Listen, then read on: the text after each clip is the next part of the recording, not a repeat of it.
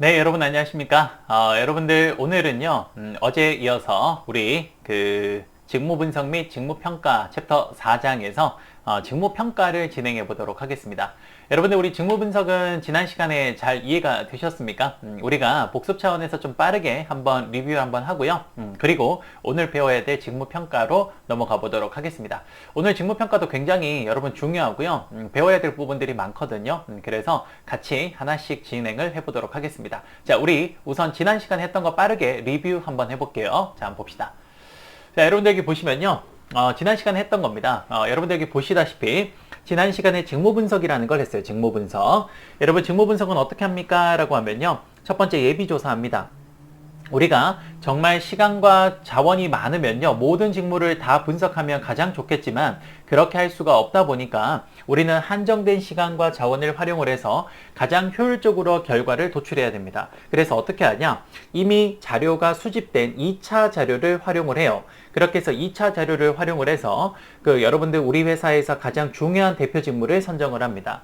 그럼 그 대표 직무가 어떤 일을 하고 어떤 자격 요건이 필요한지를 대표 직무의 정보를 수집해야 되는데 그 정보를 수집하는 방법은 5가지가 있더라. 그 5가지가 바로 관찰법, 면접법, 설문지법, 작업기록법, 중요사건 기록법이 되겠네요. 이렇게 해서 정보를 수집하고 나면요. 수집된 정보를 무작위로 수집을 했다 보니까 우리는 분류해야 되는데 우리는 수집된 정보 분석, 즉 수집된 정보의 분류 방법이라고 합니다. 방법은 뭐가 있습니까? 바로 이런 3가지가 있죠. 기능중심적 분석법, 그 다음 직위중심적 분석법, 마지막으로 토나우와 핀토의 관리직 분석법이 있습니다. 여기에서 기능중심 분석법은 자료된 정보를 3가지 범주로 분류하는 거고요. 그 다음 직위중심 분석법은 정보를 6가지 범주, 마지막으로 관리직 분석법은 정보를 13가지 범주로 분류하는 거다라고 보시면 되겠네요. 이렇게 해서 수집된 정보를 분류하고 난 후에는요, 최종적으로 우리는 보고서를 작성을 합니다. 이게 가장 중요하다고 했죠. 이 보고서는 크게 2가지가 있는데 직무기술서와 직무명세서가 있더라. 직무기술서는 직무의 내용과 자격 요건을 우리가 서술하는 거라면 여기 있는 직무 명세서는 직무 기술서에 있는 자격 요건을 조금 더 상세하게 서술한 거다라고 보시면 되겠습니다. 맞죠? 자, 그러면 오늘은 이제 드디어 여러분들 직무 평가로 한번 들어가 보겠습니다. 직무 평가가 어떻게 구성되어 있는지 역시 전체 판사한판을 통해서 한번 보도록 할게요. 자, 여러분 여기 보시면요. 여기 보시면 직무평가도 이렇게 나와 있습니다. 그쵸? 직무평가. 자, 한번 보도록 하겠습니다.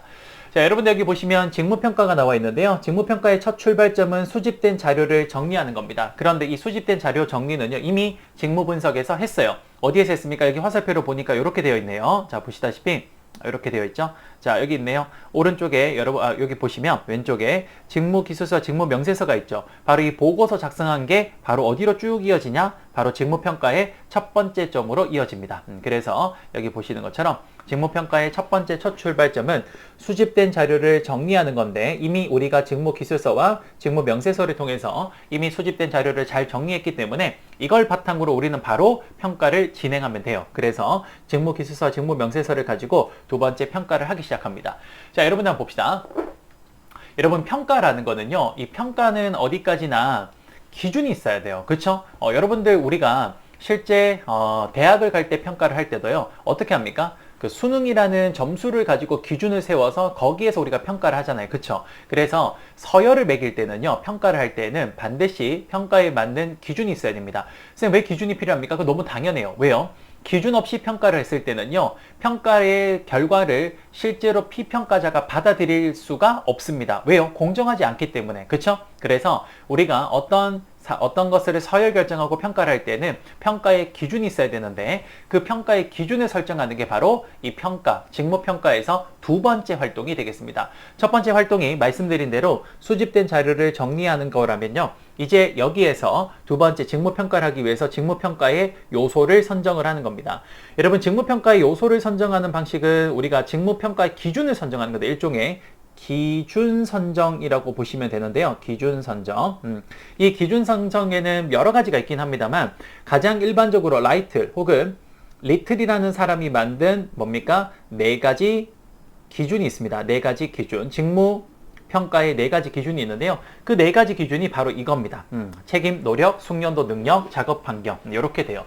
실제로 시험에 가장 좀 잘 나오는 주제 중에 하나이기도 해요. 그래서 봅시다. 직무를 평가할 때 어떤 기준으로 합니까? 그건 리틀의 4가지 기준으로 합니다. 물론 다른 방식도 많아요. 그 중에서 우리 박경규 교수님 책에서도 좀 강조를 하고 있는 내용은 바로 이 리틀의 4방식, 4가지 요소에 대한 요 설명을 하고 있는데요. 그 4가지가 뭐냐? 첫 번째가 책임입니다. 책임. 두 번째가 뭐죠? 노력. 세 번째가 숙련도 혹은 능력, 혹은 스킬이라고도 해요. 그 다음 마지막 4번째가 작업 환경 혹은 작업 조건입니다. 결국 이 4가지를 기준으로 그 직무의 난이도, 직무의 여러분들 서열을 평가하는 거예요. 그럼 어떻게 평가합니까? 이렇게 평가하는 거죠. 어떻게 하는 거냐면요. 첫 번째, 봐요. 책임, 그 다음 노력, 숙련도, 능력, 작업 조건, 이렇게 4가지예요. 그러면 어떤 직무를 평가를 할 때 책임이 높아요. 그 다음 두 번째, 노력도 많이 요구됩니다. 세 번째, 숙련도도 굉장히 높은 숙련도를 요구해요. 그 직무가. 마지막으로 여러분들 그 직무가 굉장히 작업 환경이 열악해요. 그러면 이 직무의 난이도는 어떻습니까? 높죠. 그렇죠? 그래서 이런 식으로 이 4가지의 기준을 바탕으로 직무의 난이도를 결정하는 거. 이걸 우리는 흔히 간접 방식이라고 합니다. 조금 이따가 우리가 교과서를 보면서 직접 방식이 뭔지도 한번 볼게요. 사실 그걸 먼저 설명을 해야 되는데 지금 일단은 우리가 큰 논리를 위해서 일단 요거부터 먼저 보겠습니다. 그래서 첫 번째, 책임감이 많이 요구되고, 두 번째, 노력을 많이 요구하면서 높은 숙련도를 요구하면서 마지막으로 작업 환경이 열악하며, 그럼 뭐가 되는 겁니까? 직무의 난이도, 직무의 서열이 높은 직무가 되는 겁니다. 반면에 적은 책임, 그 다음 적은 노력, 그 다음 낮은 숙련도, 마지막으로 좋은 작업 환경이라며 그럼 그 직무의 난이도는 어떻습니까? 쉽죠. 그렇죠? 그럼 그 직무의 평가상 그 직무의 서열은 어떻게 결정될까요? 낮게 결정되는 겁니다. 이해되시죠? 자, 여러분 여기서 주의해야 될 게 하나 있어요. 우리 많은 친구들이 작업 환경이 왜 나쁠수록 직무의 난이도가 높아지죠? 라는 건데요. 여러분, 직무를 평가하는 건 제가 뭐라 그랬죠? 직무의 서열을 결정하는 거고, 서열을 결정하는 거는 직무의 난이도를 결정하는 겁니다. 그럼 난이도라는 게 뭡니까? 그 직무를 수행할 때 얼마나 쉽냐, 얼마나 어렵냐, 이걸 뜻하는 거죠. 그럼 여러분들 봐. 작업 환경이 열악할수록 당연히 어떨까요? 직무가 어렵죠. 그렇죠. 그렇죠? 그러면 여러분 작업 환경이 열악할수록 직무가 어려우니까 직무의 난이도가 뭘까요? 높죠. 그리고 직무의 서열도 높아지는 겁니다. 이해되십니까? 여러분, 그래서 제가 가끔 수업 시간에 이런 이야기를 해요. 어떤 직무가 난이도가 높냐라고 했을 때 여러분들 아주 쉽게 표현하면요. 하기 싫은 일이라고 생각하시면 됩니다. 한번 생각해 볼까? 여러분, 책임감이 많이 요구되는 직무예요. 책임감이 높아요. 그 다음 두 번째, 노력도 많이 요구됩니다. 세 번째, 숙련도가 높아야 돼요. 마지막으로 작업 환경은 굉장히 열악해요. 여러분, 이런 일 하고 싶어요? 전 하기 싫어요. 그래서 이렇게 여러분 하기 싫은 일이 전부 다 뭐가 됩니까? 직무의 난이도가 높고 서열이 높은 직무라고 보시면 될 것 같습니다. 이해되십니까? 오케이? 자, 그래서 우리는 이렇게 직무의 난이도를 평가할 때 있어서 그 요소, 즉 평가 기준을 선정하는 게 두 번째 과정이 되겠습니다. 자, 이렇게 해서 두 번째 과정까지 선정을 했죠. 직무 평가의 기준을 선정을 했다면 이제 그 기준을 바탕으로 어떤 방법을 통해서 이 기준을 평가할 것인가가 바로 세 번째입니다. 그게 바로 직무평가 방법의 선정이에요. 자, 여러분들 직무평가 방법의 선정은요.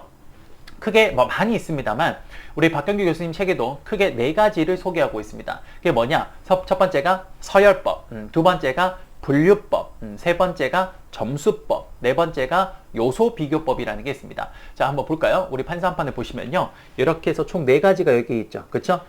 이 중에서 여러분들 가장 중요한 건 바로 이 점수법과 요소 비교법이 되겠습니다. 이때 이 점수법은 나중에 어디로 연결이 되냐면요. 바로 나중에 임금관리에서 우리가 직무급이라는 걸 배울 거예요. 여기에 연결이 되고요. 그리고 이 요소비교법이라는 건 상당히 좀 복잡한 방법입니다. 그래서 좀 어려워요. 이해가 좀 어려워요. 그래서 제가 오늘 수업 시간에 요소비교법을 실제로 어떻게 하는지를 정확하게 제가 예시를 통해서 한번 보여드리도록 하겠습니다. 그래서 그 예시를 통해서 요소비교법을 확인해 주시면 될 것 같아요. 그러면 이 4가지가 어떤 건지 한번 잠깐 설명을 좀 해볼게요. 자, 봅시다. 첫 번째, 서열법은 어떻게 하는 겁니까? 아주 쉬워요. 어떻게 하는 거냐면 평가자가 책임, 노력, 숙련도 능력, 작업 환경 요 4가지를 기준으로 직무를 대충 평가하는 겁니다. 너 보니까 책임, 노력, 숙련도, 능력, 작업 조건으로 너 1등, 너 2등, 너 3등 이렇게 하는 거. 그게 뭡니까? 그게 서열법이에요. 쉽게 말해서 표현을 하자면 이렇게 하는 겁니다. 예를 들어서 여기 보시면 A와 B와 C라는 직무가 있을 때 책임, 노력, 숙련도, 능력, 작업 환경 요 네 가지 기준으로 평가를 해봤더니 A 너 1등, 그 다음 B 너 2등, C 3등 이렇게 하는 게 뭡니까? 이게 바로 서열법이 되겠습니다. 어렵지 않죠? 간단합니다. 사실 이런 거는 굉장히 간단한 거라서 시험에도 잘 나오지도 않아요. 그래서 요거는 서열법은 요렇다라고 보시면 될 것 같고요. 두 번째 분류법이라는 게 있습니다. 이 분류법은 다른 말로 등급법이라고 돼요. 어떻게 하는 겁니까? 이런 거죠. 1등급부터 5등급 혹은 수미양가 이런 식으로 등급을 나누어 놓고 그 등급에 맞추어서 책임, 노력, 숙련도, 능력, 작업 조건을 비교를 해서 그래서 거기 직무를 등급에 맞추어서 배치를 하는 겁니다. 어떻게 해요? 이렇게요. 한번 봐봐요. 자, 예를 들어서 여러분들 우리 가장 대표적으로 뭐가 있습니까? 수미양가 해볼까요? 수미양가. 자, 이렇게 그럼 몇 등급이죠? 그죠? 5등급이죠. 이 경우에 A는 너 수, 그 다음에 B는 미, 그 다음 C도 미, 그 다음 D는 양. 이런 식으로 뭐 하는 겁니까? 등급을 나누어서 서열을 매기는 거. 이걸 뭐라고 합니까? 이걸 분류법, 등급법이라고 이야기를 합니다. 뭐 어렵지 않죠? 그렇죠? 수미양가 보니까 참 오랜만에 이야기를 하네요. 요즘도 여러분들 그 중고등학교 때 수미양가가 나오는지 모르겠네요. 저는 고등학교 졸업할 때까지 수미양가가 있었거든요. 그런데 이 수미양가 여러분 아십니까? 이 수미양가에서 당연히 가가 가장 안 좋고 수가 가장 좋죠. 그렇죠? 그런데 이 수미양가는 그 선생님의 어떤 학생도 포기하고 싶지 않은 그 마음이 담겨 있는 평가 척도라고 이야기를 해요. 여러분도 어떻게 보셨는지 모르겠지만 이 수미양가의 뜻이 이거거든요. 수가 첫 번째 뭡니까? 빼어날 숫자. 굉장히 잘한다. 빼어날 숫자. 그 다음 우는 뭐죠? 우수하다. 그쵸? 수가 빼어나다. 두 번째 우가 우수하다. 역시 잘한다라는 뜻입니다. 그쵸? 미는 뭡니까? 그렇죠. 아름다울 미. 정말 아름답게 잘했다. 이렇게. 그래도 유종의 미를 거뒀다 이러잖아요. 그쵸? 미. 그 다음 양은 뭡니까? 양호하다. 그래도 나름 괜찮다. 나름 괜찮다. 양호하다. 그 다음 가는 뭐죠? 가는 가능하다는 겁니다. 지금은 아니겠지만 언젠가 너는 가능하다는 거죠. 여러분 이 수미양가에는 사실 선생님의 학생을 포기하지 않기 위한 그 철학이 담겨 있는 그 분류 등급법이라고 이야기를 해요. 참 옛날에는 학교에 이런 낭만들이 있었던 것 같아요. 근데 요즘은 너무 도시화가 많이 진행되고 학교에서도 좀 보니까 여러 가지 좀 이렇게 삭막한 제도들이 많이 생겼더라고요. 물론 이제 그게 우리가 점차 이제 도시화 현대화 되어 간다라는 증거긴 한데 어쨌든 뭐 그렇습니다. 잠깐 추억놀이 했고요. 자, 그다음 계속 볼게요. 자, 여러분들 이게 바로 서열법이고요. 그다음 두 번째 분류법까지 설명을 했습니다. 근데 여러분 점수법은 뭡니까? 점수법은 이런 거예요. 어떻게 하는 거냐면 자 봐요. 예를 들어서 여기서 책임, 그 다음 노력, 그 다음에 숙련도, 요거는 잠깐만요. 요렇게 한번 해볼게요. 자, 예를 들어서 여기 책임, 그 다음에 노력, 그 다음에 숙련도, 그 다음에 작업 환경, 요렇게 있다고 해볼게요. 됐죠? 그러면 요렇게 네 가지 기준을 가지고요. 요렇게 하는 겁니다. 자, 예를 들어서, 요렇게 할까? 여러분, 요 조금 더 알기 쉽게 우리 교과서랑 좀 비슷하게 합시다. 첫 번째, 세로로 할게요. 책임, 그 다음에 노력, 그 다음 세 번째, 숙련도, 그 다음 마지막으로 작업 환경, 요렇게 네 가지가 있고요. 그럼 여러분 요 네 가지에다가 이제 어떻게 하는 거냐면 요 네 가지에다가 조금 제가 선을 그어 볼게요. 요렇게 그어 가지고요. 요렇게 하는 거예요. 어떻게 하냐? 여기서 A 직무가 있고요. 여기 B 직무가 있고 여기 C 직무가 있습니다. 이랬을 때 첫 번째 요렇게 하는 거네요. 자, 예를 들어서 책임에는 전체 10점 만점 중에 가중치를 몇 점 주냐? 예를 들어서 4점을 줄게요. 그 다음에 노력은 3점. 그 다음에 숙련도는 예를 들어서 2점. 그 다음에 작업 조건은 1점으로 이렇게 가중치를 주겠습니다. 그러면 이제 어떻게 하는 겁니까? 뭐 이렇게 하는 거죠. 예를 들어서 여러분 여기 보시는 것처럼 첫 번째 A는 책임감이 여러분 우리 100%라고 할까? 그러면 이렇게 한번 해볼까요? 잠시만요. 자, 여기서 0.4, 여기는 0.3, 여기는 0.2, 0.1. 요게 여러분 일종의 가중치입니다. 가중치. 그러면 이제 어떻게 하냐? A를 10점 만점에 책임감을 몇 점 줄 거냐? 이겁니다. 그러면 A를 예를 들어서 책임감이 10점 만점 중에 예를 들어서 여기 6점을 줄게요. 예를 들어서 여기 6점. 그 다음에 여기 노력은 10점 만점에 5점. 숙련도는 7점. 그 다음에 작업 조건은 3점. 이렇게 주죠. 그 다음 B는 어떻게 됩니까? 예를 들어서 책임감이 10점 만점에 8점. 그 다음 여기는 뭐 4점. 여기는 2점, 여기는 5점 이렇게 준다고 할게요. 그럼 어떻게 하면 됩니까? 이렇게 하면 되죠. 자, A가 책임감이 6점이에요. 그럼 어떻게 합니까? 여기 보시는 것처럼 자, 가중치가 0.4점, 0.4 곱하기 6점, 요게 하나 하고요. 그다음 플러스 두 번째 어떻게 합니까? 0.3, 노력은 0.3 가중치에 곱하기 5점 해주면 되고요. 그 다음에 세 번째는 숙련도는 0.2 가중치에 7점 하고요. 마지막으로 작업 조건은 가중치 0.1에 3점 해주면 되겠네요. 이렇게 하면 여러분 몇 점이라고 나오겠죠? 이렇게 해서 점수가 나오면 예를 들어 이렇게 볼게요. 이 계산을 해봤더니 A라는 곳의 점수가 예를 들어서 7.8점이 나왔고요. 그 다음 B가 예를 들어서 6.4점이 나왔다고 해볼고요. C가 예를 들어서 7.2점이 나왔다고 할게요. 그러면 누가 1등입니까? 그렇죠. A가 1등, 그 다음 C가 2등, B가 몇 등? 3등. 그렇죠. 이렇게 결정하는 걸 뭐라고 합니까? 이걸 점수법이라고 합니다. 어렵지 않죠? 그렇죠? 이렇게 하는 걸 점수법. 어렵지 않죠? 나중에 이 점수법은 뭐랑 연결이 되냐면요. 말씀드린 대로 이 점수법은 나중에 임금관리에 가서 직무급과 같이 연결이 된다라고 보시면 됩니다. 직무급 굉장히 중요하거든요. 나중에 한번 설명드리도록 할게요. 자, 그리고 이제 마지막으로 요소 비교법이라는 게 있습니다. 요거는 제가 조금 이따가 좀 상세하게 설명을 드리도록 할게요. 어쨌든 요게 좀 복잡해서 그래요. 자, 그러면 자, 다시 한번 정리해 볼게요. 여러분, 직무평가는 어떻게 합니까? 첫 번째, 수집된 자료를 정리하는 것에서부터 출발합니다. 그런데 수집된 자료는 직무분석의 결과물로 이미 정리가 되어 있어요. 뭐로요? 직무 기술서와 직무 명세서로요. 그럼 직무 기술서와 직무 명세서가 있으면요, 요 두 가지가 이미 자료가 잘 정리가 되었으니까 이걸 바탕으로 이제 하면 됩니다. 그럼 이걸 바탕으로 이제 평가를 해야 돼요. 평가를 하기 위해서는 뭐가 필요하다? 기준이 필요하다. 그럼 뭘 기준으로 세웁니까? 많은 방식이 있지만 가장 일반적으로 라이틀 방식이 있는데요. 뭘 가지고 평가를 하냐? 책임, 그 다음 노력, 숙련도 능력, 마지막으로 작업 조건, 이렇게 네 가지 조건을 기준으로 우리는 뭘 하게 됩니까? 평가를 하게 됩니다. 이 기준으로. 그럼 이제 이 기준을 가지고 평가를 할 때는 평가 방법을 선정을 해야 되는데, 평가 방법에는 뭐가 있었다? 첫 번째, 서열법, 두 번째, 분류법, 다른 말로 등급법이라고도 해요. 그 다음 세 번째, 점수법, 네 번째, 요소 비교법이 있습니다. 요 네 가지 방법 중에 하나를 선택을 해서 최종적으로 방금 했는 것처럼 뭐 하면 됩니까? 직무 평가하면 되죠. 그래서 마지막 네 번째가 여기 보시는 것처럼 이런 네 가지, 자, 보시는 것처럼 이런 이 기준을 선정하고 이 기준을 바탕으로 방법을 선정해서 그 방법으로 마지막 뭐 하면 됩니까? 직무 평가를 해주면 되는 겁니다. 이러면 끝이 나는 거죠. 이해되시죠?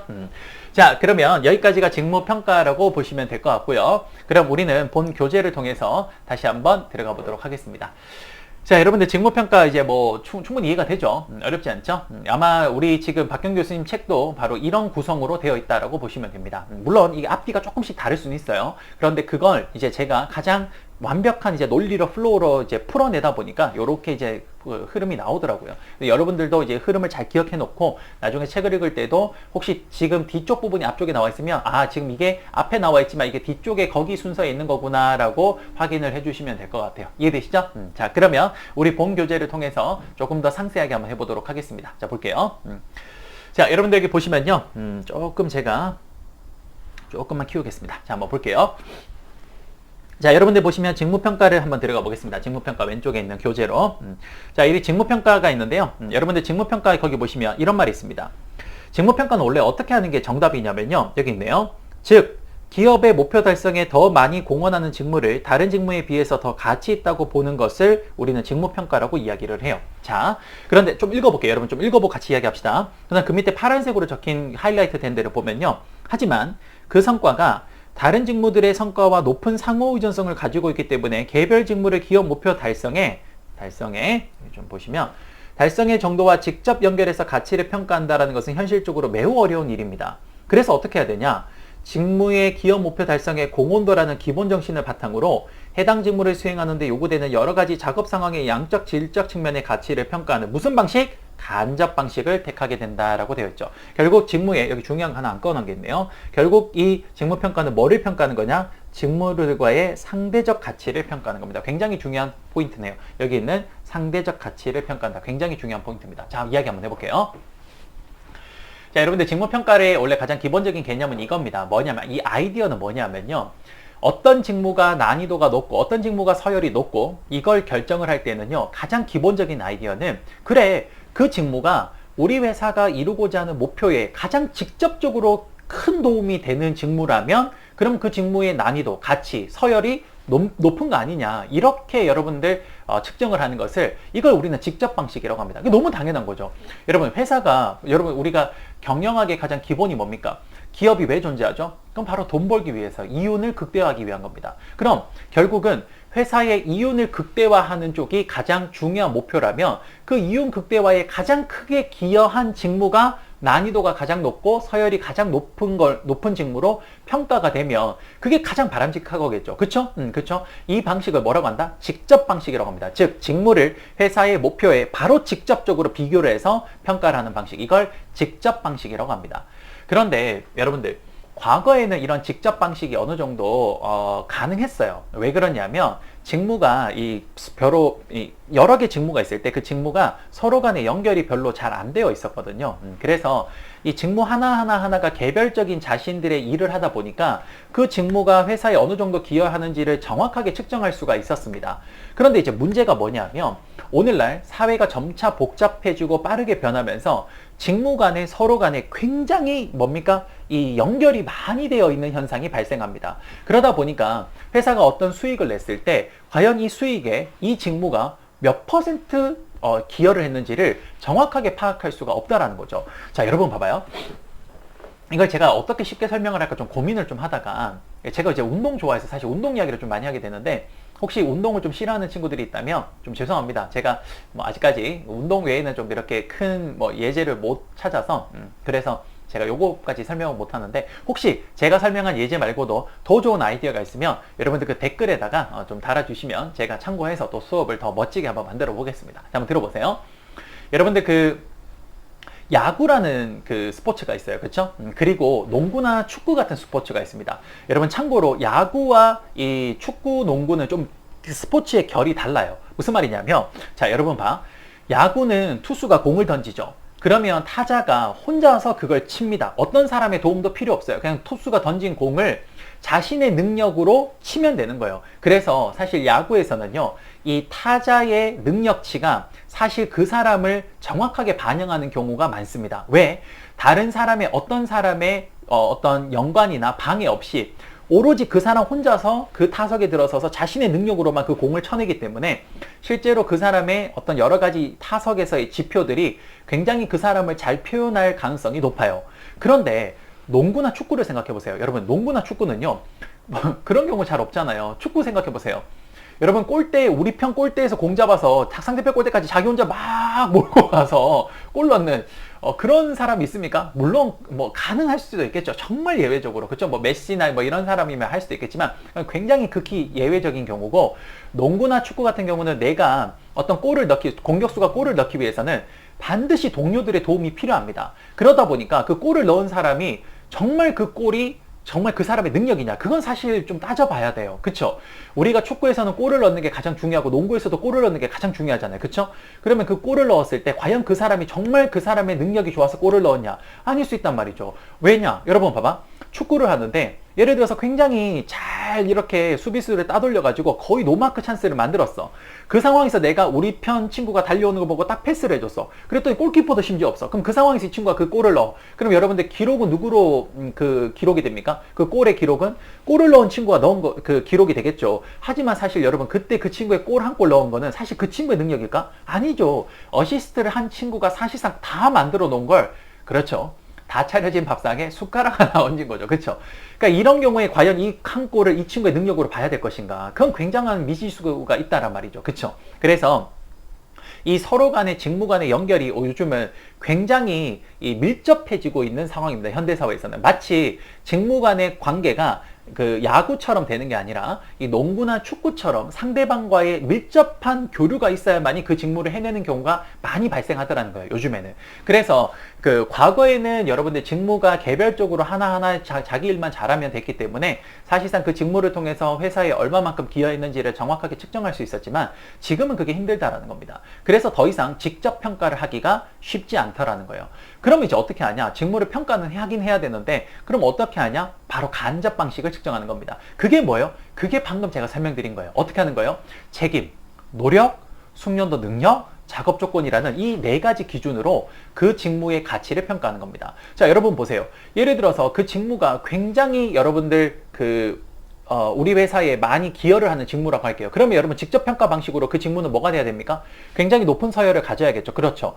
그런데 그 직무가 실제 그 안쪽으로 좀 들어가 보면 책임감도 그렇게 많이 요구되지 않고요. 그 다음 노력도 그렇게 요구되지 않고요. 숙련도도 별로 요구하지 않고 작업 환경도 오히려 좋은 거예요. 그럼 여러분들 이 경우에는 직접 평가 방식에서는 이 직무가 굉장히 높은 서열을 받을 수 있겠지만 간접 평가 방식에서는 낮은 서열을 받겠죠. 그렇죠? 그러니까 이런 괴리가 발생할 가능성도 분명 존재합니다. 하지만 그런 괴리가 발생할 가능성이 굉장히 낮기 때문에 여러분 회사에 크게 기여하는 직무가 어떻게 노력도 안 해도 되고 책임감도 안 지어도 되고 뭐 그런 직무가 어디 있습니까? 그러면 저 좀 합시다.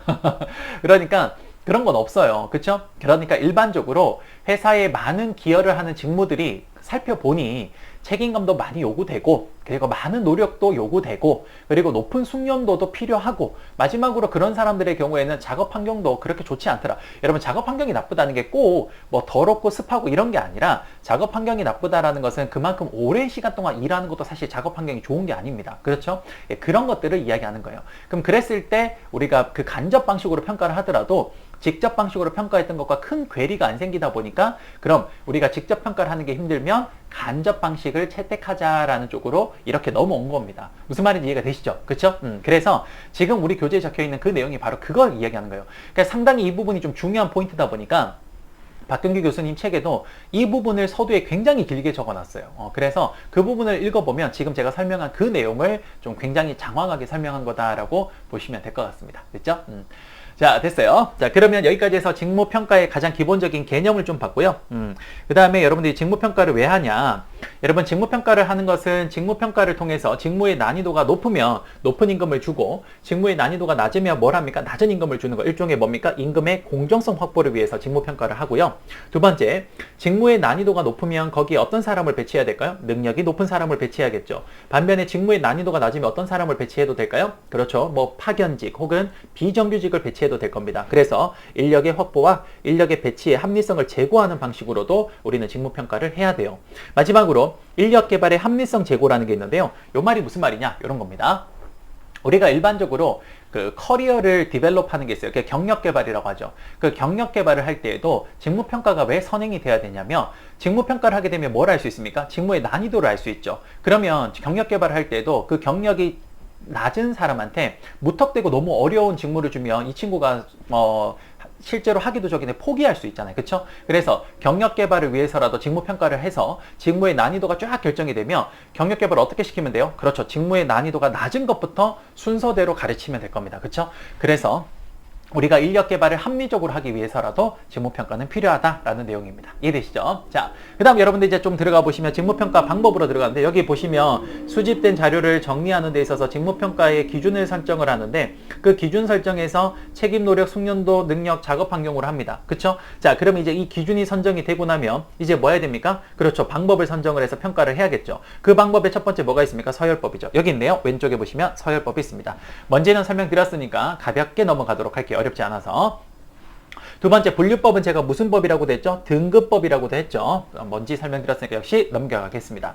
그 다음 세 번째 점수법은 좀 중요한 편이긴 해요. 그래서 점수법은 어떻게 해야 되는지도 제가 예시로 보여드렸으니까 역시 요 3단계로 하는 거 봐주시면 되겠습니다. 첫 번째 평가 요소를 선정하고요. 각 평가 요소에 대해서 가중치 아까 부여했죠. 제가 0.4 뭐 0.3 이렇게 했잖아요. 그쵸? 이렇게 가중치 부여를 하고요. 마지막으로 평가 점수를 부여해 주면 됩니다. 그럼 여러분 점수를 부여했잖아. 그럼 여기에 마지막으로 4단계가 하나 있는데요. 그 4단계가 바로 나중에 배울 계속 이야기하지만 직무급을 산정하는 겁니다. 나중에 거기까지 한번 가보도록 할게요. 어렵지 않으니까 그때 보도록 하고요. 자, 이제 여러분 대망의 요소 비교법을 잠깐 보겠습니다. 이 요소 비교법이 정말 중요해서 이 요소 비교법을 지금부터 한번 보도록 할게요. 이게 내용이 좀 어려워요. 그래서 지금부터 요소 비교법을 한번 보겠습니다. 자, 여러분들 지금 요소 비교법을 볼 건데요. 지금까지 제가 설명한 내용이 우리 박경규 교수님 책에 쭉 다 서술이 되어 있습니다. 지금 저도 책을 좀 보고 있는데요. 자, 지금 보면 직무평가 방법에 서열법이 적혀 있고요. 그 다음 분류법도 적혀 있고, 그 다음에 여러분 거기 각각의 장단점도 있습니다. 그 장단점도 꼭 보셔야 돼요. 알겠죠? 장단점도 우리가 이 서술형으로 많이 물어보고 있기 때문에 장단점도 꼭 좀 보시면 좋을 것 같고요. 점수법도 쭉 잘 서술이 되어 있네요. 그쵸? 한번 쭉 읽어보시면 될 것 같고요. 자, 이제 여러분들 거기 보시면 요소 비교법이라는 걸 지금부터 볼 겁니다. 요소 비교법은 박경규 교수님 책으로는 6단계로 구성이 되어 있고요. 또 다른 교수님들 책에는 뭐 김성구 교수님 같은 책에는 보통 5단계로 구성되어 있는데 뭐 크게 뭐 다른 게 없습니다. 그냥 6단계, 5단계 어떤 걸로 여러분들이 공부를 하셔도 돼요. 그래서 저는 박경규 교수님 책으로 지금 진행을 하고 있으니까 우리가 거기 있는 6단계 방식으로 한번 진행을 해보겠습니다. 여러분 교재 156페이지를 펴시면요. 여기 1단계부터 이제 나와 있는데 거기 여러분들 보시면 표가 있어요. 그쵸? 거기 보면 표가 4-12, 4-13 뭐 이렇게 나와 있는데 이 표를 제가 좀 그려왔거든요. 그래서 이 표를 보고 제가 한번 설명을 좀 드려보도록 할게요. 자, 표를 보면서 하나씩 진행을 좀 해보겠습니다. 자, 볼게요. 자, 여러분들 여기 보시면 요소 비교법이 있죠. 그쵸? 그럼 이 요소 비교법의 첫 번째가 1단계가 뭡니까? 평가 요소 선정입니다. 여러분 평가 요소 선정은 했네요. 뭐로 하면 됩니까? 여기 있네요. 오른쪽 보세요. 평가 요소 선정 여기 있죠? 뭐로 하면 됩니까? 책임, 노력, 숙련도, 능력, 작업 환경으로 평가 요소 선정하면 됩니다. 됐죠? 그 다음 두 번째. 대표 직무들을 선정을 합니다. 여러분 이 대표 직무는요. 요소 비교법에서는 다른 말로 기준 직무라고도 합니다. 기준 직무. 여러분 여기서 이 대표 직무는 제가 여러분들 그 분석에서 이야기했던 요 대표 직무랑은 좀 달라요. 요 대표 직무랑은 좀 다른 겁니다. 알겠죠?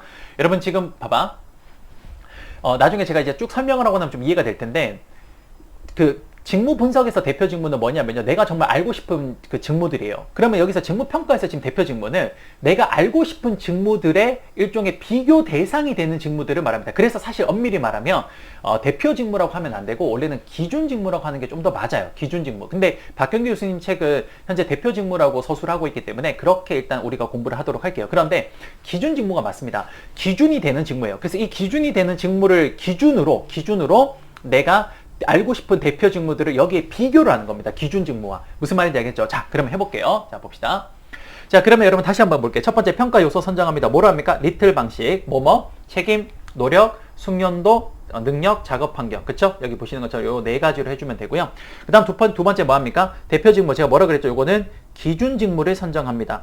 이 기준 직무는요, 뭐냐면, 우리 회사의 임금이 가장 적절하게 잘 분배되어 있는, 잘 책정되어 있는 직무를 선정을 해요. 그게 어떤 거냐? 자, 지금 교수님 책을 잠깐 보면요. 여러분들 그 교수님 책을 보시면, 어디 있냐면, 여러분들 표 4-12번입니다. 거기를 보시면 돼요. 자, 그러면 한번 볼게요. 자, 4-12 제가 지금 가지고 왔거든요. 그림을 한번 봅시다. 자, 여기 보시면 요 그림입니다. 자, 첫 번째 평가 요소 선정했죠. 그쵸? 그 다음 두 번째 대표 직무를 선정합니다. 자, 지금 보면 이 회사는 IT 회사예요. 그래서 대표 직무를 선정을 했네요. 뭐 있습니까? 시스템 분석직, 그 다음 두 번째 자료 입력직, 세 번째 프로그래머직, 네 번째 계기 작동직이 있습니다. 이 네 가지 직무가 모두 다 뭐냐면요. 비교를 하기 위한 기준 직무가 돼요. 이게 기준 직무예요. 이게 기준 직무. 그럼 이 기준 직무를 여러분들 일단 선정을 합니다. 그리고 이제 3단계 뭐 하냐? 이 각각의 기준 직무들을 평가 요소별로 서열을 매깁니다. 자, 볼까요? 여러분들 여기 리틀 방식에 네 가지가 있네요. 뭐 있습니까? 책임, 두 번째 노력. 여기 노력을 정신적 요건과 육체적 요건을 두 가지로 나누긴 했네요. 그 다음 숙련도 능력, 마지막으로 작업 환경, 작업 조건이네요. 그쵸? 자, 그러면 이 네 가지의 기준을 가지고 여기 방금 이야기했던 네 가지의 대표 직무들의 서열을 매깁니다. 자, 어떻게? 이렇게. 첫 번째, 정신적 노력은 뭐가 제일 가장 많이 요구가 되냐면 시스템 분석직이 1등이고요. 그 다음에 프로그래머직이 2등, 계기 작동직이 3등, 자료 입력직이 4등입니다. 그 다음 육체적 노력은 뭐가 제일 많이 요구되냐면요. 아무래도 자료 입력하는데 시간이 많이 걸리죠. 그래서 자료 입력직이 1등, 이게 소위 말하는 노가다잖아요. 그렇죠? 그 다음에 시스템 분석직이 2등, 그 다음에 프로그래머직이 3등, 계기 작동직이 4등이 되겠습니다. 이렇게 입력을 하는 거예요. 이렇게. 그 다음 숙련도는 뭐가 제일 많이 요구됩니까? 자료 입력직이 숙련도가 제일 많이 필요하고요. 그 다음에 계기 작동직, 그 다음 프로그래머직, 그 다음에 시스템 분석직 이렇게 되는 겁니다. 즉 여기 있는 평가의 기준에 맞추어서 그 평가의 기준을 네 가지의 기준 직무를 서열을 매기는 게 그게 바로 3단계가 되겠습니다. 여러분 무슨 말인지 알겠죠? 이해되죠? 오케이. 자, 그 다음 이제 여러분들 이렇게 해서 우리가 3단계가 끝이 났죠. 그럼 이제 4단계로 넘어갑니다. 이제 4단계는 어떻게 하냐면요. 각 대표 직무들의 임금을 평가 요소들에 배분을 합니다. 자, 이게 무슨 말인지 지금부터 한번 설명해 볼게요. 한번 봐봐요. 여러분 여기 보시면 제가 아까 여러분 그 기준 직무를 어떤 직무를 선정한다 그랬죠? 임금이 정확하게 잘 책정되어 있는 직무를 기준 직무로 선정한다 그랬죠. 그쵸? 대표 직무로. 그 말이 무슨 말입니까? 어떤 직무가 있을 때 그 직무가 시간당 임금이 있을 거예요. 그쵸? 그럼 그 시간당 임금이 누가 봐도 요 임금에는 요 정도 임금이 적절하다라고 생각되는 그런 직무들을 뽑는 거예요. 그 직무들이 뭐다? 그렇죠. 기준 직무입니다. 그걸 이제 박경규 교수님은 대표 직무라고 서술을 하고 있어요. 그럼 여러분들 봐봐. 여기 보시면 지금 총 4가지의 기준 직무를 선정을 했잖아. 여기 보시면. 그쵸? 그럼 이 4가지 기준 직무의 현재 시간당 임금이 이렇게 적혀 있어요. 시스템 분석직은 36,000원 시간당, 자료 입력직은 시간당 24,000원, 프로그래머직은 시간당 31,800원, 계기 작동직은 25,800원입니다. 그러면 우리가 이렇게 볼 수 있어요. 시스템 분석직이 시간당 36,000원을 받는 거는요. 무슨 이유 때문에 받냐라고 했을 때 우리는 바로 이 4가지의 요건 때문에 받는다라고 이야기를 할 수 있습니다. 즉 무슨 말이냐 이거예요. 시스템 분석직은 정신적 노력 때문에 얼마를 시간당 받는 거냐? 12,000원을 받는 거고요. 육체적 노력 때문에 얼마를 받는 거냐? 2,400원을 받고요. 그 다음에 숙련도 능력 때문에 6,000원을 받고, 책임감 때문에 12,000원을 받고, 작업 조건 때문에 3,600원을 받습니다. 그럼 여러분 여기 적혀있는 이 임금을 다 더하면 얼마가 되냐? 36,000원이 된다는 거예요. 무슨 말인지 알겠죠? 그러면 지금 자료 입력직에 24,000원도 여기 아래쪽에 있는 요거를 다 더하면 되고요. 프로그래머직도 31,800원 요 아래쪽에 있는 걸 다 더해주면 됩니다. 이해되죠? 그러면 이때 우리가 36,000원을 분해하는 거예요. 지금 4단계는 36,000원이라는 거 이미 주는 게 확정이 되어 있잖아. 그쵸? 그럼 이걸 분해하는 거예요. 어떻게 분해하냐? 이렇게 하는 거예요. 잘 봐요. 시스템 분석직 중에 정신적 노력 때문에 얼마를 주냐? 12,000원을 줍니다. 그럼 여러분들 봐. 여기 위쪽에 봐. 위쪽에 보면 시스템 분석직이 정신적 노력이 가장 많이 요구되죠. 그럼 가장 많이 요구될 때 그때 지금 투입되는 금액이 12,000원이라는 거예요. 여기까지 이해되죠? 그러면 여기 보시면 정신적 노력의 2등이 누구예요? 프로그래머직이죠. 그럼 프로그래머직은 당연히 12,000원보다는 어떻게 돼야 될까요? 그렇죠. 낮은 금액을 줘야 될 겁니다. 그렇죠? 그래서 여기 보시면 시스템 분석직에서 정신적 노력이 여러분이 괄호 안에 있는 게 1등이라는 게 요 위쪽에 있는 요 1등을 말하는 거거든요. 그럼 여기 1등이 얼마 줬어? 12,000원 줬으면 2등은 얼마 줘야 됩니까? 그렇지. 12,000원보다 조금 작은 금액을 줘야 될 겁니다. 얼마를 줬습니까? 1,200원을 주는 거예요. 그 다음 3등은 누굽니까? 계기 작동직이죠. 얼마 주고 있어요? 6,900원을 주고요. 마지막으로 4등은 누굽니까? 자료 입력직이죠. 얼마를 줍니까? 4,500원을 주고 있는 겁니다. 이해되십니까? 그쵸? 요렇게 결정을 하는 거예요. 그러니까 흠쌤이 저기다가 12,000원과 1,200원과 6,900원이 이건 어떻게 결정합니까? 그건 이제 여러분들 평가하는 사람이 약간 임의적으로 결정을 하는 거죠. 다만 주의해야 될 거는 뭐냐면 1등보다 2등의 임금이 뭐 어떻게 돼야 된다? 낮아야 된다는 겁니다. 이해되시죠? 이렇게. 그렇게 해서 여러분들 지금 보시는 것처럼 정신적 노력과 육체적 노력과 숙련도, 책임, 작업 조건을 이런 식으로 가로로 전부 다 이런 식으로 각각의 등수에 맞게끔 임금을 배분하고 그 배분된 임금을 세로로 합치면 얼마가 나와야 된다? 시스템 분석직은 36,000원, 자료 입력직은 24,000원 이렇게 나와야 된다는 겁니다. 이해가 되십니까? 오케이? 자, 됐어요. 여기까지 하면 큰 덩어리가 끝이 난 거예요. 그러면 이제 4단계까지 끝이 났죠. 그러면 이제 마지막으로 이제 그 다음 5단계가 있습니다. 사실 여러분 제가 아까 전에 박경규 교수님은 6단계고요. 어떤 교수님은 5단계라고 했는데 그 5단계 교수님은 뭐가 빠져 있냐면 지금 박경규 교수님의 5단계 요 내용이 빠져 있습니다. 요 굳이 안 해도 되는 내용이긴 하거든요. 근데 뭐 한 번 더 하면 좋죠. 더블 체크하는 겁니다. 뭐냐? 자, 봐요. 여러분 여기 보시면 제 5단계는요. 요겁니다. 자, 봐요. 내가 3단계에서 서열을 매겼죠. 그렇죠? 이런 식으로 서열을 매겼죠. 그 다음에 4단계에서 내가 임금의 서열도 매겼죠. 그랬을 때 임금의 서열과 여기 있는 임금의 서열과 이 서열이 이 두 가지의 서열이 과연 서열이 일치하는지를 확인하는 게 뭡니까? 그게 바로 이겁니다. 제 5단계요. 봐봐요. 난이도 서열이 여기 1, 4, 2, 3이죠. 이게 뭐냐? 여러분 보시면 여기서 요거예요. 난이도 서열이 난이도 어디 있죠? 어디 있습니까? 여기 있네요. 정신적 요건의 난이도 서열. 이게 뭐냐? 1, 4, 2, 3이죠. 그게 요거예요.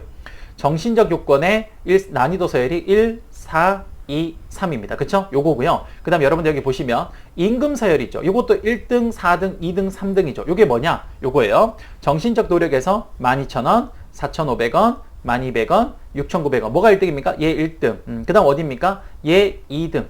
그 다음 얘 3등, 얘 4등이니까 요 임금의 서열도 어떻습니까? 1, 4, 2, 3이네요. 그쵸? 그러면 여기서 난이도 서열과 임금 서열이 일치하면 우리가 임금을 제대로 배분한 겁니다. 이해되죠? 이걸 왜 하냐면요. 아무래도 임금을 이렇게 배분하다 보면요. 우리가 36,000원을 12,000원, 2,400원, 그 다음 6,000원 뭐 이런 식으로 지금 아래쪽으로 배분을 하잖아. 그쵸? 그러다 보면 우연히 우리가 실수로 여기가 분명 2등인데 31,800원 중에 1,200원을 프로그래머직이 정신적 노력 때문에 받는 건데 31,800원 중에 여기 13,000원 아닌가 이렇게 적다 보면 나중에 비교를 해보면 얘가 1등이 아니라 얘가 뭐가 됩니까? 1등이 되죠. 이런 문제가 생기는 것을 방지하기 위해서 5번째 단계로 난이도 서열과 임금 서열을 한 번 더 매칭을 해서 이렇게 이퀄이 되는지를 확인을 하는 겁니다. 됐죠? 자, 그러면 여러분들 여기까지가 하면 요소비교법이 사실상 끝이 난 거예요. 그럼 이제 뭐냐? 여러분 봐봐. 지금까지 그럼 이게 끝이 난 게 아니라 자 봐. 이게 뭐 끝이 났다고 해도 끝이 안 났다고 하네요. 자 봐요. 여기까지가 기본 세팅이 된 거예요. 기본 세팅이. 그 뭐냐? 기준 직무들의 일종의 그 표가 딱 만들어진 거죠. 그럼 이제 뭐 하는 거냐? 내가 정말 알고 싶은 직무 분석에서 선정한 대표 직무를 이제 기준 직무랑 비교를 해서 그 서열을 매기는 겁니다. 어떻게 하냐? 이렇게 하는 겁니다. 자 봐요. 여러분 여기 보시면 자 여기 마지막 봐요. 마지막 보시면 6단계 뭐라고 되어 있습니까? 여기 여러분 이 대표 직무는 이거예요. 기준 직무예요. 기준 직무. 그러면 기준 직무들의 직무 평가 결과를 다른 직무들로 평가한다고 했죠. 이 다른 직무가 대표 직무예요. 우리가 이야기하는 대표 직무를 말하는 겁니다. 자, 어떻게 하는 거냐? 이렇게 하는 겁니다. 자, 봐요. 우리가 알고 싶은 직무는 A, B, C예요. 그럼 제가 한번 그림을 한번 그려볼게요. 자, 봐요. 우리가 알고 싶은 직무는 A 직무와 B 직무와 C 직무를 알고 싶습니다. 자, 그런데 A 직무와 B 직무와 C 직무를 알고 싶은데 이때 자, 봐요. A 직무도 여러분들 이제 요 네 가지 요건을 쓸 거 아니에요. 그쵸? 그럼 요 네 가지 요건을 자, 봐. 첫 번째, A 직무는 정신적 노력이 얼만큼 요구되냐라고 했을 때 A 직무가 정신적 노력이 얼만큼 요구되냐라고 했을 때 이 정신적 노력이죠. A 직무가 정신적 노력은 뭐랑 비슷하다라고 했을 때 자료 입력직 수준이랑 비슷하대요. 그러면 A 직무에는 정신적 노력을 얼마를 주면 됩니까? 여기 정신적 노력을 A 직무로 가보면 4,500원을 주면 되죠. 그러면 A 직무는 정신적 노력에서 얼마를 주는 겁니까? 4,500원을 주는 겁니다. 요렇게 하는 거예요. 두 번째, A 직무가 육체적 노력은 얼만큼 필요합니까? 라고 했을 때 육체적 노력은 프로그래머직이랑 비슷하대요. 노력이. 그럼 어디입니까? 이렇게 가보면 2,100원이 되죠. 그럼 A 직무가 육체적 노력에서 받는 임금은 2,100원이 되면 됩니다. 이해되십니까? 그 다음 세 번째, 여러분 보시면 A 직무가 숙련도는 얼만큼 필요합니까? 라고 했을 때 숙련도는 자료 입력직이랑 비슷하대요. 그럼 얼마입니까? 8,100원이죠. 그러면 A 직무는 숙련도는 얼마를 받으면 되냐? 8,100원을 받으면 됩니다. 이해되십니까? 그 다음 책임감은 뭐랑 비슷하냐라고 했을 때 시스템 분석직이랑 비슷하다 그러면 책임감은 시스템 분석직이랑 비슷하니까 여기 보시면 책임은 시스템 분석직이랑 비슷하니까 12,000원이 되겠네요. 그럼 얼마입니까? 12,000원을 여기다 더해주면 되고요. 마지막으로 작업 조건은 뭐랑 비슷하냐라고 했을 때 작업 조건은 계기 작동직이랑 비슷하대요. 그럼 작업 조건이 계기 작동직이랑 비슷하니까 얼마입니까? 3,900원을 주면 되겠네요. 그럼 얼마? 3,900원을 이렇게 주면 됩니다. 여러분이 어떻게 하는지 알겠죠? 그럼 여러분 이걸 다 더하면 잠깐만요. 계산 한번 해볼게요. 자, 4,500원 플러스 그 다음에 2,100원 플러스 8,100원 플러스 12,000원 플러스 3,900원을 하면요. 요게 36,600원이 나요. 36,600원. 그럼 여러분들 A 직무의 가치가 얼마입니까? 그렇죠. 36,600원이라는 겁니다. 어떻게 하는지 아시겠죠? 그 다음 B도 여러분들 이렇게 하면 쭉 해서 예를 들어서 B가 31,200원이 나왔고요. C도 이렇게 쭉 하다 보니까 얼마가 나냐? 27,300원이 나왔다고 할게요. 그럼 여러분 1등 누굽니까? 그렇죠. B가 서열 1등, 그 다음 A가 2등, C가 3등. 이렇게 결정하는 겁니다. 여러분 이해가 되십니까? 이해되시죠? 그렇죠. 이렇게 하는 거예요. 이게 바로 요소비교법이에요. 좀 복잡하죠? 그렇죠? 이 책 보통 여러분들 교과서만 읽어서 이게 이해가 잘 안 돼요. 그래서 저도 여러분 학부 때 처음 했을 때 이게 이해가 안 됐거든요. 근데 저도 이제 계속 공부를 하다 보니까 요소비교법을 이렇게 하는 거구나라는 걸 이제 알게 된 거죠. 이렇게 하는 게 요소비교법입니다. 이해되시죠? 이 요소비교법의 가장 큰 장점은 뭐냐면요. 임금 평가 그 직무를 평가함과 동시에 그 직무에 얼마를 줘야 될지가 바로 어떻게 됩니까? 결정이 돼버리죠. 그렇죠? 그래서 바로 직무 평가가 바로 임금으로 이어질 수 있다는 그런 좋은 장점이 있습니다. 가장 큰 단점이 있다면 좀 사용하기가 어렵다. 좀 복잡하잖아. 그렇죠? 그래서 이런 것들이 좀 힘들다라고 보시면 되겠습니다. 이해되시죠? 자, 여기까지 해서 이제 다 했네요. 그러면 여러분들 봐요. 이제 이렇게 해서 다 했고요. 그러면 우리는 여기 보시는 것처럼 첫 번째 직무평가에 수집된 자료를 정리하고요. 그 다음에 기준 선정하고 방법 선정을 해서 마지막으로 평가하면 되는 겁니다. 그 과정을 우리는 전부 다 분류를 좀 했네요. 됐습니까? 자, 여러분들 고생 많으셨습니다. 이렇게 해서 우리 박경 교수님 책에 있는 대부분의 내용들을 잘 마무리를 한 것 같고요. 나머지 여러분들 제가 언급하지 않은 내용들은 대부분 여러분들 읽어보시면 충분히 이해가 되는 부분들이고, 그리고 좀 마이너하게 중요하지 않은 부분들도 좀 있어서 그래서 제가 좀 뺐습니다. 뭐 대표적으로 그 활용법이나 뭐 분석 시 유의사항 이런 것들이 있는데 그런 건 여러분들이 유의하면서 보시면 됩니다. 그래서 별로 중요하지 않아서 저는 핵심 위주로 좀 정리를 할 거라서 이렇게 정리를 좀 하도록 할게요. 자, 여러분들 수고 많으셨고요. 이렇게 해서 우리 가장 어찌 보면 인사관리의 첫 출발점이라고 할 수 있는 직무관리에 대해서 함께 살펴봤습니다. 한 2시간 정도 걸쳐서 좀 봤고요. 첫 번째 뭐합니까? 직무관리는 첫 번째 직무 분석을 통해서 우리 회사에 무슨 일이 있는지를 먼저 밝히고요. 그 다음 뭐합니까? 그 일들을 서열 결정을 한다. 그게 바로 직무평가다. 그래서 직무관리는 직무 분석과 직무평가로 이루어져 있다라고 보시면 되겠습니다. 자, 여러분들 수고 많으셨고요. 이렇게 해서 우리 직무관리는 마무리하도록 하겠습니다. 여러분 수고 많으셨습니다. 다음 시간에 뵙도록 할게요. 수고하셨습니다.